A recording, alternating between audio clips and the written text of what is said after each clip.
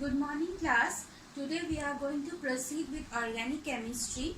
Last day we just introduced the chapter and today we are going to proceed with the naming of organic compounds and then we will be going towards the functionalities of the compounds. So in order to understand the names of these compounds we need to know certain terms.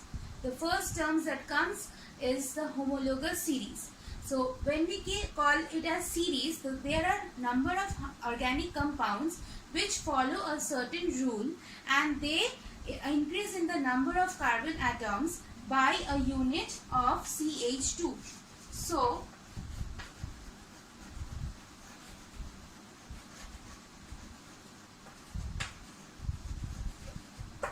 the homologous series of compounds are actually increasing with the increasing number of CH2 units. So when we call CH2 units, so with each increase in carbon atom, 2 hydrogen atoms are increasing.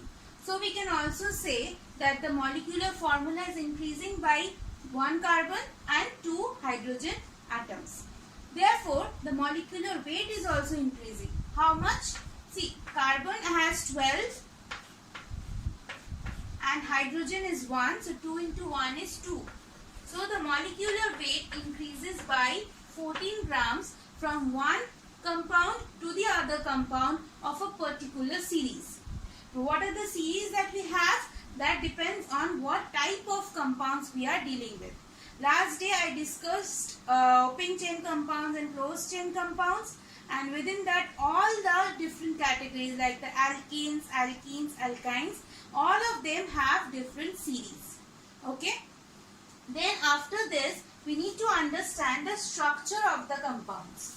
Now structure by structure we mean how do we represent these compounds on a 2D platform. So we have two types of representation. One is molecular formula and the other one is your structural formula. Now by molecular formula, what I mean is it represents the number of atoms present in a compound. So suppose if I am writing C2H6, so this represents that there is 2 number of carbon atoms and 6 number of hydrogen atoms. Now this is your molecular formula, and from the molecular formula we can calculate the molecular weight by simply multiplying the number of atoms with their corresponding atomic weights. So 2 into 12 for carbon and 6 into 1 for hydrogen. So it will become 24 plus 6, that is 30 grams. Now this is your ethane molecule. So from molecular formula we can easily calculate the molecular weight of a compound. Then there is another representation which is known as your structural formula.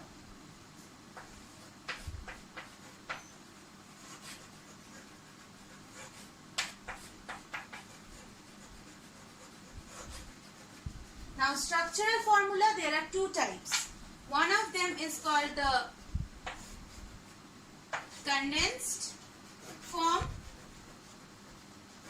and the other one is called the branched form. Now when we are saying condensed form, see here what we are writing is, we are writing the structure of the compound. So we will have to show each of the carbon atoms properly. Okay, so when we are saying condensed form means we are just writing the carbon atoms and their corresponding hydrogen atoms. So suppose we are having a compound with 4 carbon atoms, how will we write? We will just write the carbon atoms and then we will fill them up with hydrogen.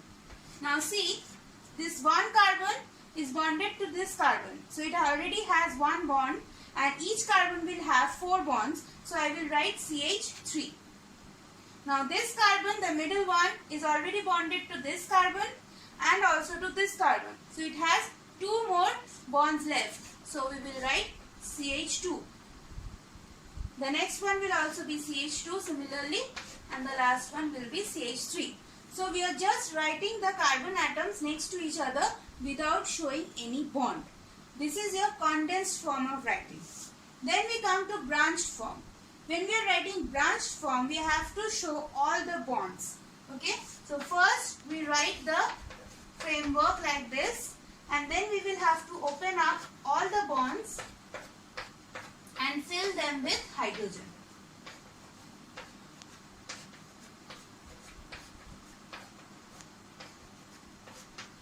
So the same compound, this is butane, this is the condensed form we are writing, and this is the branched form. Now why do we use the branched form? In order to find different types of isomers and know the orientation of the atoms. Why do we need the condensed form? Because every time if we write this branched form, when we are going to large number of compounds, it becomes very difficult to understand. So wherever we need a condensed form, we will be using this type of representation, and wherever we need to know the orientation of the atoms, we will be using branched form of representation. Now we will come to the naming. Now before going into the naming, we need to know certain groups that are attached to the hydrocarbons that may or may not be attached to the hydrocarbon. Last day I showed that the hydrocarbon can be represented as CXHY. Now if there is a substituent or a functional group called X attached to this, then we have to know how we are going to name those substituents. So first we have substituents. Now we have two different types of substituents. One is our alkyl and another is our halo. Okay, alkyl we represent as R, capital R, and halo we represent as X. Okay, this is not minus, this is a bond. This can be bonded to any carbon framework. Now by this R, what we mean, it can be any alkyl group. So it can be a part of any alkane series. Okay, and the general formula will be CnH2n plus 1. Now alkanes have a general formula CnH2n plus 2. When we are using alkyl, we will be having 1 less hydrogen. Okay, so 2n plus 1. And how will we name them? We will name them depending on their parent name, like methyl, ethyl, etc. Okay, and halo, how will we name them? We will name them as fluoro, chloro, bromo, iodo, etc. Okay, then we have functional group. Now when we are saying the word functional group, that means it determines the function of a organic compound.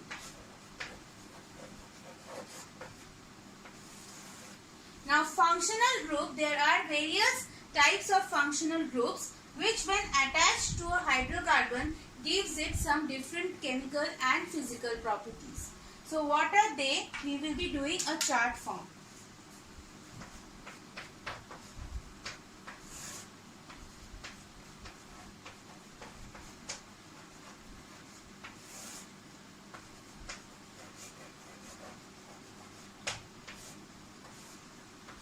So I will be writing the functional group name, the structure of the functional group, and then I will be writing the suffix. So first is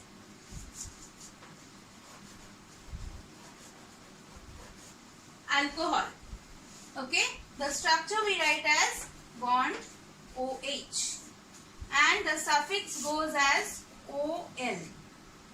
Okay, then aldehyde.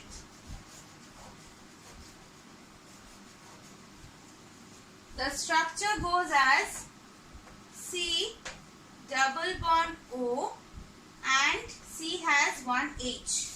So this whole thing is the structure of aldehydes. So whenever we find this CHO kind of attachment, we will name them as AL. Okay, earlier one it was OL, now it is AL. Okay, next we have ketone. Now how do we represent ketone? We represent ketone as C double bond O. Okay, and what the suffix comes? comes as ONE, one. Okay, by suffix, what do I mean? That these names will be coming after the root name. Okay. Now, we also have few more functional groups.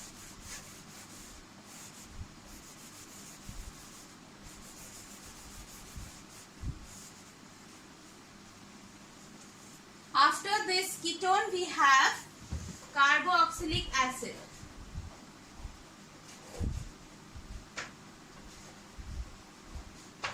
And the structure of carboxylic acid is C double bond O and OH or COOH, and the suffix goes as oic acid.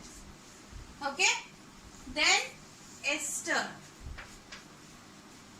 Ester we represent as COOR. So see, the carboxylic acid hydrogen is just replaced with the alkyl group. R means an alkyl group. And how do we name them? We name them as alkyl alkanoate. Now this alkyl group is this R1, and alkanoate will be depending on your root word. Okay.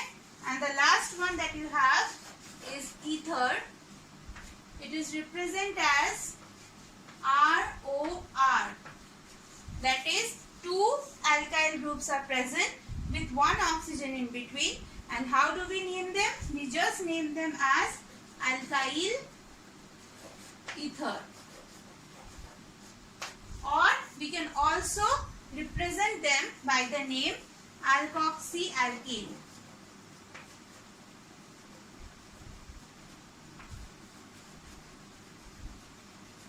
So suppose you are having ethyl over here and methyl over here. So we will be saying ethoxymethane or methoxyethane.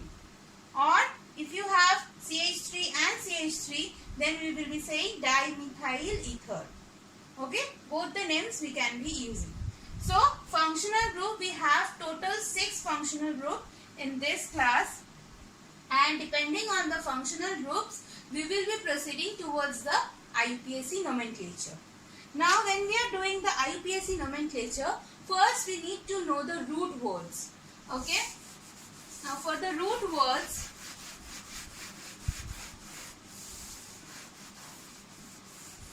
we need to know the basic hydrocarbons. How many hydrocarbons are present? 3. First is the alkane, then we have the alkene, and then we have the alkyne.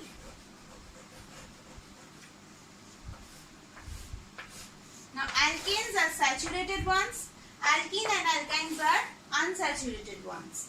So alkanes have the general formula as CnH2n plus 2.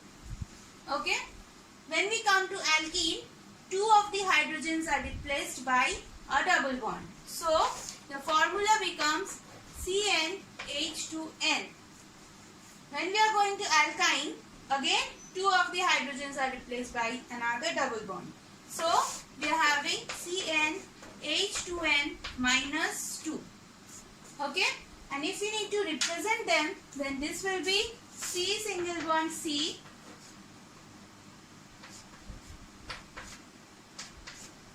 Okay. This will be C double bond C. And this will be C triple bond C.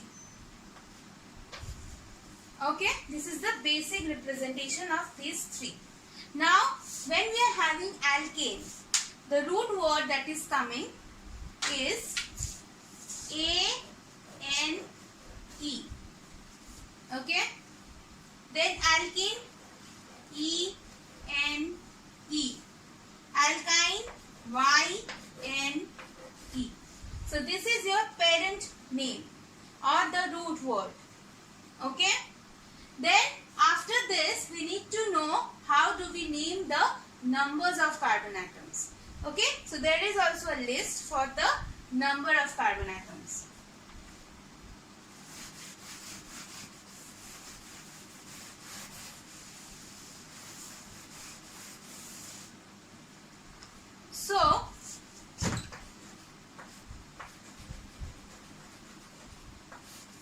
is the number of carbon atoms.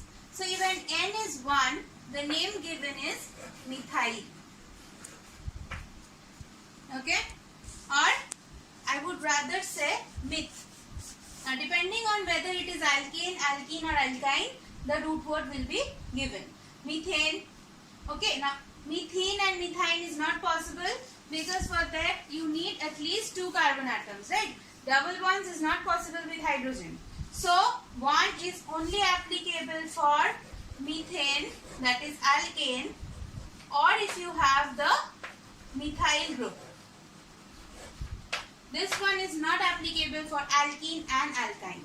Okay. Then after this we have eth for 2. Then for 3 prop. For 4 but. For 5 pent. And after this you all are aware of the polygons 6 hex, 7 hept. Like this you can go on. Okay, so the new terms are 1 meth, 2 eth, 3 prop, 4 but, and from 5 it goes same as that of the polygons. Now when I am saying IUPAC nomenclature, now see there are 2 types of nomenclature, or there are 2 types of names. One is your common name, another one is your IUPAC name. Okay, now why there was a need for this IUPAC name? Because when the names were given as their common name, different regions of the world started discovering these compounds and they started giving the name depending on their own language.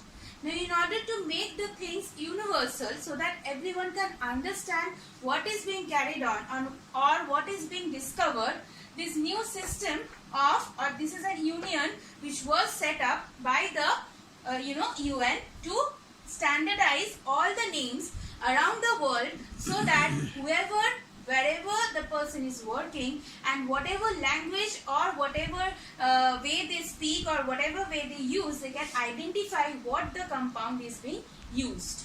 Okay, so common names are only for those compounds which were discovered since a very prehistoric times.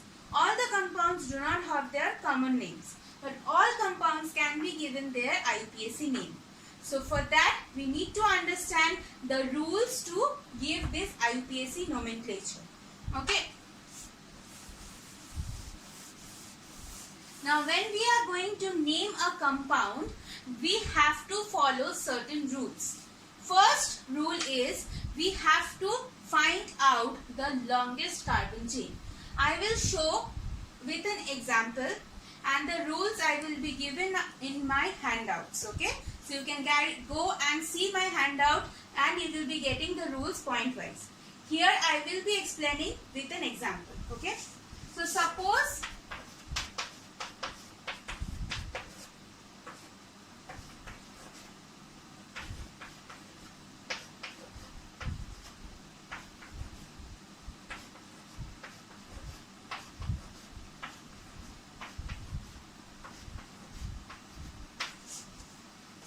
this is a compound which is being given to me, okay, and I need to write down the IUPAC nomenclature. So the first thing that I am going to do is I am going to find out the longest chain.